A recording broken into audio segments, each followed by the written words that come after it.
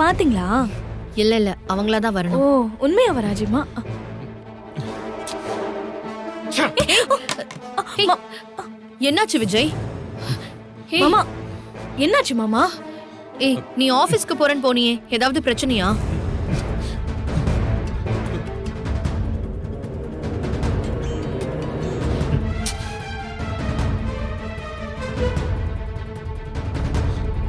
அக்கா வெண்பா எங்க? ரூம்ல போய் உட்காந்துக்கிட்டு இருக்கா. எது கொடுத்தாலும் சாப்பிட மாட்டேன்னு ஸ்ட்ரைக் பண்ணிட்டு இருக்கா. ரஞ்சி எவ்வளவு கெஞ்சி பார்த்தா தெரியுமா? சரி அதெல்லாம் விடு. உனக்கு என்ன ஆச்சு? உன்னை பாக்கும்போது எனக்கு பதட்டமா இருக்கு. அந்த கனடா விசா கேன்சல் ஆயிடுச்சுக்கா.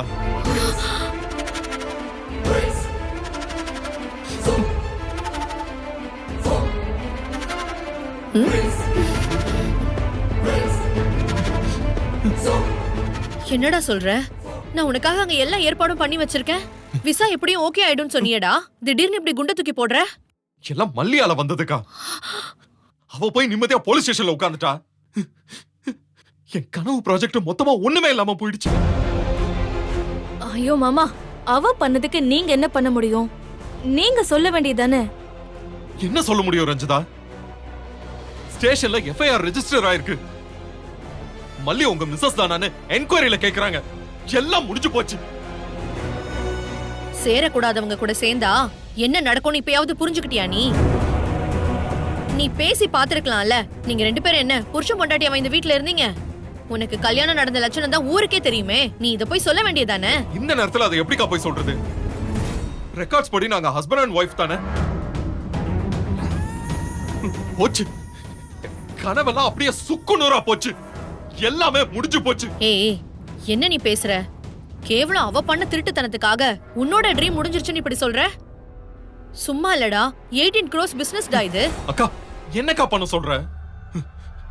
அவளை இந்த வீட்ல இருக்க வச்சதுக்கு ஒரே காரணம் வெண்பா தான். வெண்பா வெண்பா மட்டும் தான். உனக்கு அது நல்லாவே தெரியும்ல. மல்லியா இல்ல 18 கோடி பிசினஸ் ஆன்னு நான் பார்க்கல. வெண்பாவா பிசினஸ் ஆன்னு பாக்குறப்ப எனக்கு வெண்பாவை தவிர வேற ஆப்ஷனை எடுக்க முடியாதுக்கா. ஃபீல் பண்ணாதீங்க மாமா, எல்லாத்துக்கும் சரியான நேரம் வரும், அப்ப பாத்துக்கலாம். எனக்கு நம்பிக்கை இல்ல ரஞ்சிதா. எல்லாமே கடகடன்னு நடந்துச்சு. வந்த வேகத்துல ஒண்ணுமே இல்லாம ஆயிடுச்சு.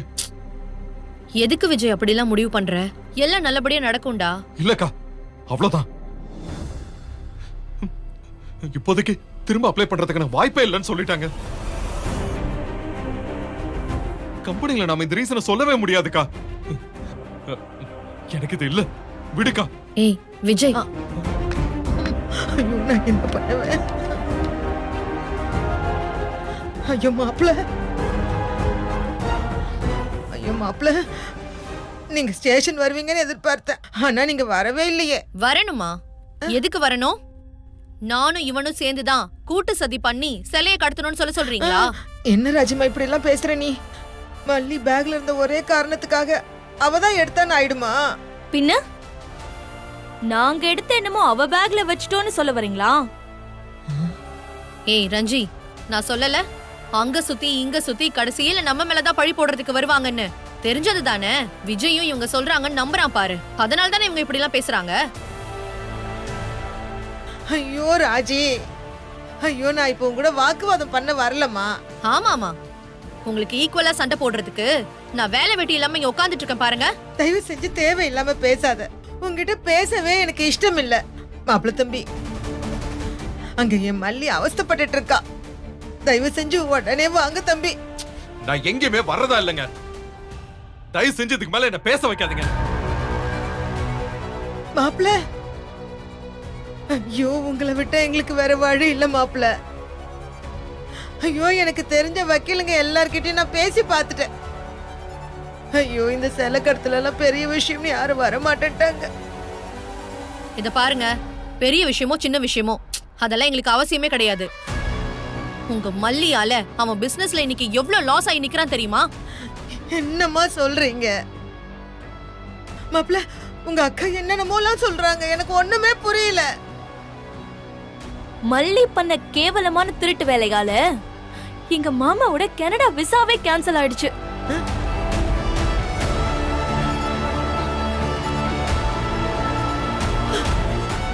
அது கூட போனா போட்டுண்டி.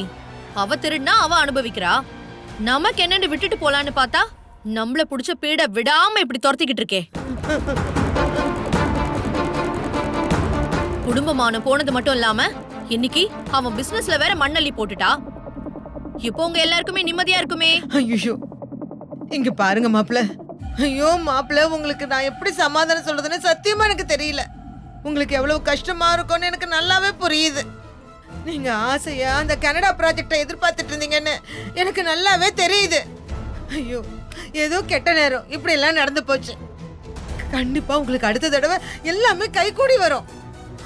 அதுக்காக மல்லி அப்படியே விட்டுற முடியுமா மாப்பிள்ள? நீங்களே சொல்லுங்க மாப்பிள்ள. நீங்களே விட்டாலும் உங்க மனசாட்சி விடாது. அது நல்லாவே எனக்கு தெரியும் மாப்பிள்ள. வாவானா அவன் வந்து என்ன பண்ணுவான்னு எதிர்பார்க்கறீங்க? இல்ல எனக்கு புரியல. என் பொண்டாட்டி தப்பு பண்ணலன்னு சொல்லணுமா? இல்ல இவன் சொன்னாதான் அதை நம்புவாங்களா? இந்த கடத்தல அவ பண்ணல, நான் தான் பண்ணேன்னு இவன் வந்து உள்ள உட்காரணுமா? ஐயோ இல்ல நீங்க என்ன எதிர்பார்க்கறீங்க? ஐயோ ஐயோ கடவுள் அறிய, மல்லி எந்த தப்புமே பண்ணல ராஜி. அவ எதுக்கு இதெல்லாம் பண்ண போறா? மாப்பிள்ள தயவு செஞ்சு ஏதாவது வக்கீல ரெடி பண்ணி தந்தீங்கன்னா. ஆமா, இவன் இருக்கிற டென்ஷன்ல அவளுக்கு இப்ப வக்கீல் ரெடி பண்ணதான் இவன் அலையணுமாக்கும். இல்ல அதானே உங்களுக்கு வேணும்? சரி, அவனே வக்கீல் வச்சு கொடுத்துட்டான். கேன்சல் ஆன இவன் வீசா திரும்ப கிடைச்சிருமா? இல்ல நீங்க தான் வாங்கி கொடுப்பீங்களா? மாப்பிள்ள ராஜி கேக்குறதெல்லாம் என்னால செய்ய முடியாது. ஆனா கடவுள் நிச்சயமா சரியான நேரத்துல அதெல்லாம் உங்களுக்கு நிறைவேற்றி தருவாரு. நீங்க மல்லிக்காக இந்த ஒரே ஒரு உதவியை மட்டும் செய்யுங்க மாப்பிள்ள. உங்களை கையெடுத்து கும்பிடுற உதவி செய்யுங்க. கடவுள் கிட்டே பெட்டிஷன் போடுவாங்க போல இருக்கு இவங்க. ஐயோ மாப்பிள்ள, நான் உங்களை கையெடுத்து கும்பிடுறேன். வேண்டாம் சொல்லுங்க, நான் உங்க கால்ல கூட விழுறேன். இங்க பாருங்க, போலீஸ் கேஸ், ஸ்டேஷன், விசாரணை, அது இதுன்னு பார்த்து பார்த்து எனக்கு அப்படியே மண்டை குழம்பி போகுது. ஆல்ரெடி அந்த கதிரேசன் கொடுத்த பொய் கேஸ், என் பொண்ணோட கஸ்டடி கேஸ், பத்தாவதுக்கு நீங்க கல்யாணத்துல பண்ண அராஜகம் என் தலைய பிடிச்சிரும் போல இருக்கு. போதும், இதுவரை நான் அனுபவிச்சது எல்லாம் போதும். தயவு செஞ்சு மீதி இருக்கிற வாழ்க்கையை என்ன நிம்மதியா வாழ விடுங்க. அதுக்காக தானே மாப்பிள்ள நானும் கடந்து போராடிட்டு இருக்கிறேன். நீங்க மல்லி வெண்பான்னு சந்தோஷமா உங்க வாழ்க்கைய பாத்துக்கிட்டா தானே எனக்கும் நிம்மதி. தயவு செஞ்சு மாப்பிள்ள தம்பி, இந்த ஒரே ஒரு தடவை மட்டும் வாங்க. இந்த ஒரே ஒரு தடவை மாப்பிள்ள. ஏங்க, அவன் என்ன சொல்றானே உங்களுக்கு புரியலையா? உங்க மல்லி நொல்லிதான் அவனோட நிம்மதிக்கு கொல்லி வச்சதுக்கு காரணம்னு சொல்லிக்கிட்டு இருக்கான். இவன் இப்படி எல்லாம் பேசி நான் பார்த்ததே கிடையாதுங்க. கூட இருந்தே அவனை எவ்வளவு மன உளைச்சலுக்கு ஆளாக்கிட்டு இருக்கீங்க. ஸ்ட்ரெஸ் தாங்க முடியாம அவனுக்கு ஏதாச்சும் ஒண்ணு ஆச்சுன்னா உங்க ஒருத்தரையும் நான் சும்மா விட மாட்டேன். ஒழுங்கு மரியாதையா சொல்றேன், பேசாம கிளம்புங்க.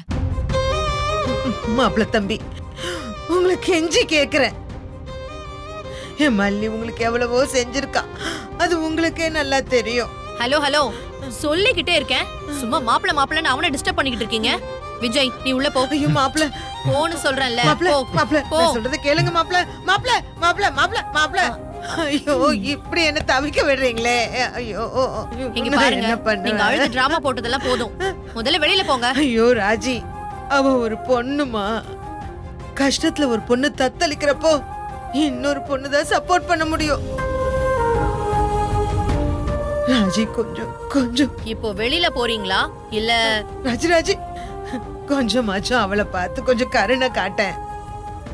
எங்களை அப்புறமா கூட நீ வீட்டை விட்டு அனுப்பிச்சிரு.